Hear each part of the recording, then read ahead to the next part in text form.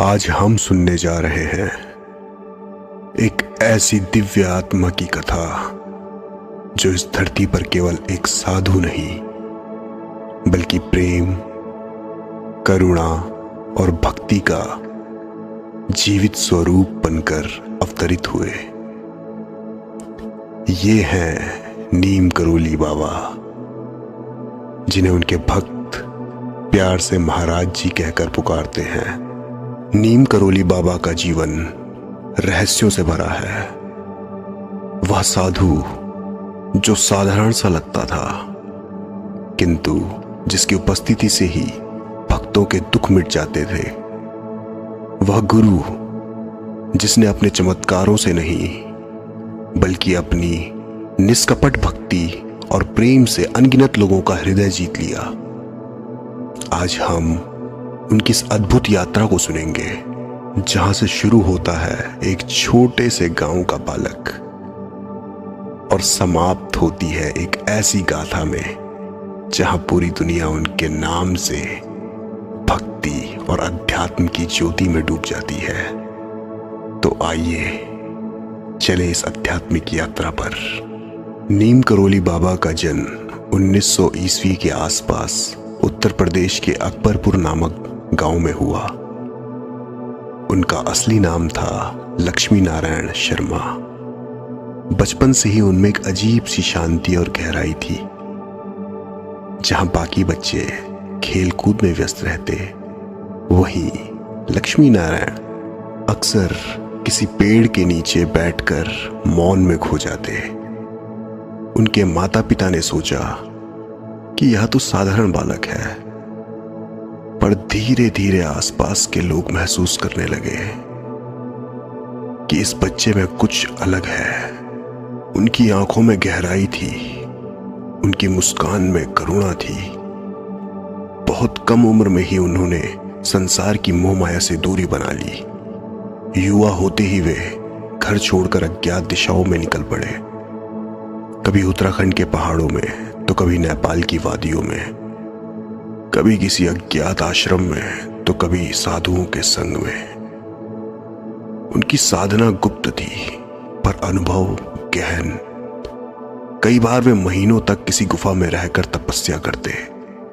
लोगों ने उन्हें न जाने कहां कहां देखा, कभी गंगा किनारे, कभी वृंदावन में, तो कभी किसी अजनबी गांव में। उनका जीवन किसी नियम या बंधन से बंधा नहीं था।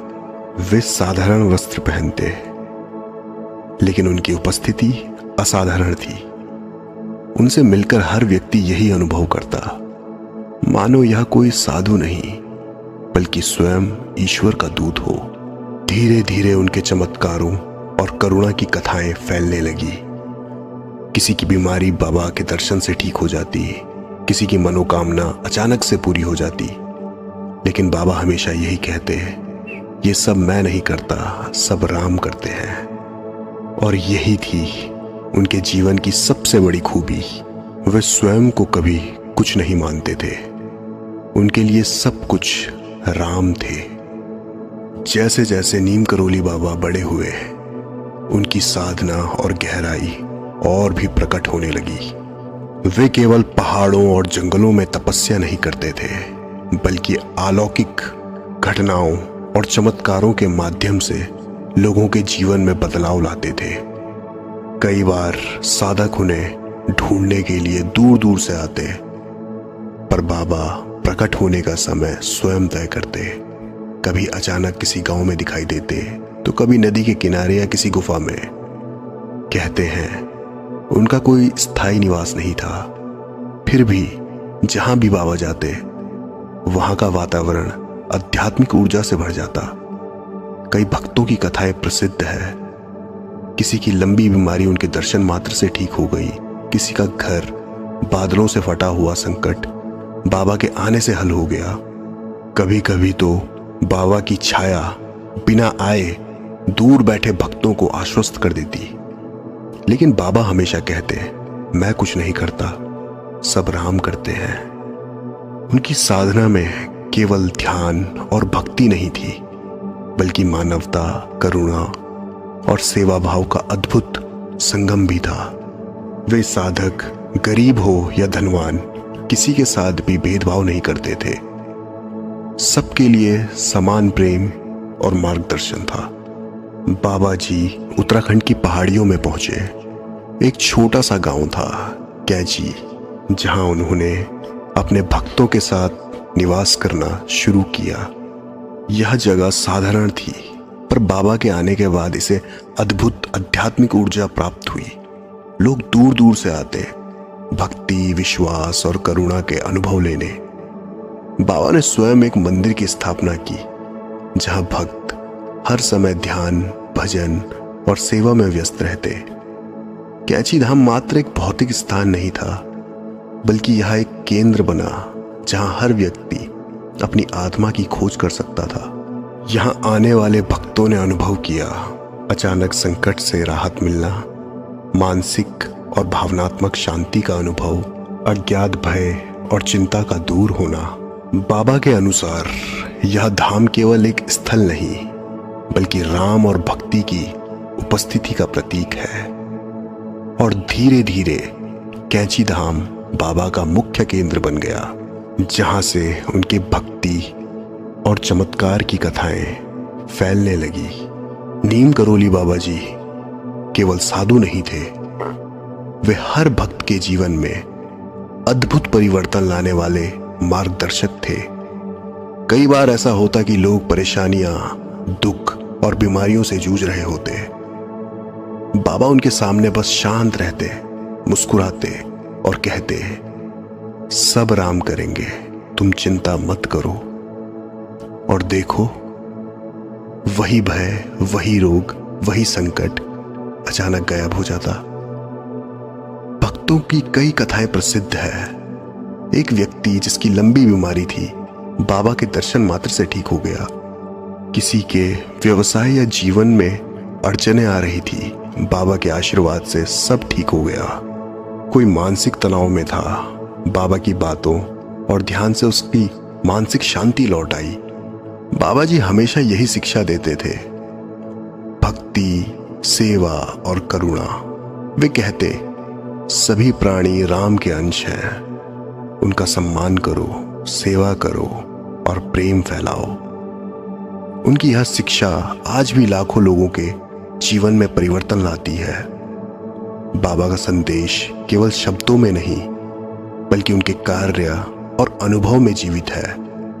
नीम करोली बाबा की प्रसिद्धि धीरे धीरे भारत से बाहर भी फैलने लगी।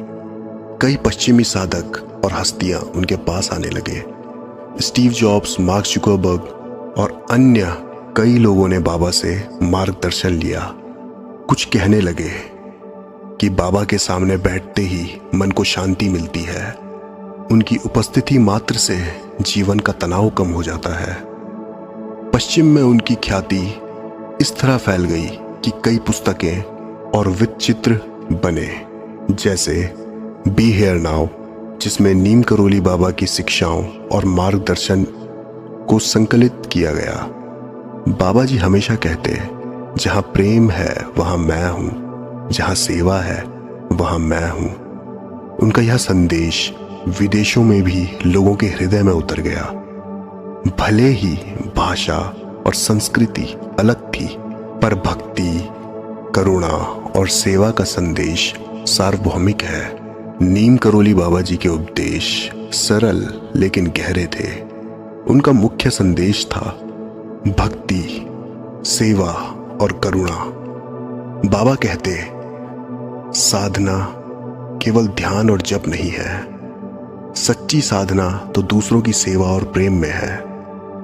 वे हमेशा यही बताते, राम ही सब कुछ है, राम के कार्यों में विश्वास रखो। उनके अनुसार भक्त जीवन में संकट, भय और असुरक्षा महसूस नहीं करता, क्योंकि ईश्वर हर समय मार्गदर्शन कर रहे हैं। कई बार बाबा बिना कहे ही जान जाते कि भक्त किस समस्या से गुजर रहे हैं। उनकी यही दृष्टि और गहरी समझ उनके अनुयायियों के लिए चमत्कार के समान थी। सन 1973 में नीम करोली बाबा जी ने अपने भौतिक शरीर को त्याग दिया, लेकिन उनके भक्तों के लिए यह अंत नहीं था। बाबा का कहना था, शरीर नश्वर है पर आत्मा अमर है। मैं हमेशा अपने भक्तों के बीच हूं, बस ध्यान और भक्ति में महसूस करो। आज भी कैंची धाम और अन्य स्थानों पर भक्त उन्हें अनुभव करते हैं, जैसे अचानक मानसिक शांति का अनुभव करना, जीवन संकट में रहस्यपूर्वक समाधान। उनके नाम का स्मरण मात्र भय और अशांति को दूर कर देता है। नीम करोली बाबा के अद्भुत जीवन ने यह प्रमाण दिया है कि सच्ची भक्ति और सेवा से गुरु सदैव जीवित रहते हैं। नीम करोली बाबा ने हमें यह सिखाया कि जीवन का असली उद्देश्य भक्ति, सेवा और प्रेम है। जो व्यक्ति इन तीनों में निवास करता है वह संसार के किसी भी दुख से अछूता रहता है।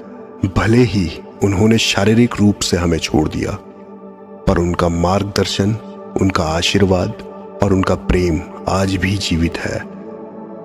जहां कोई सच्चे मन से प्रेम, करुणा और भक्ति में डूबता है, वहां नीम करोली बाबा की उपस्थिति अनुभव होती है।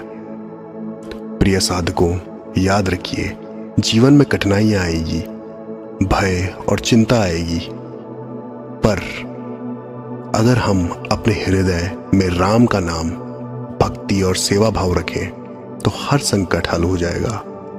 सब राम करेंगे, तुम केवल प्रेम और भक्ति में रहो। यही उनका जीवन और यही उनका आशीर्वाद है।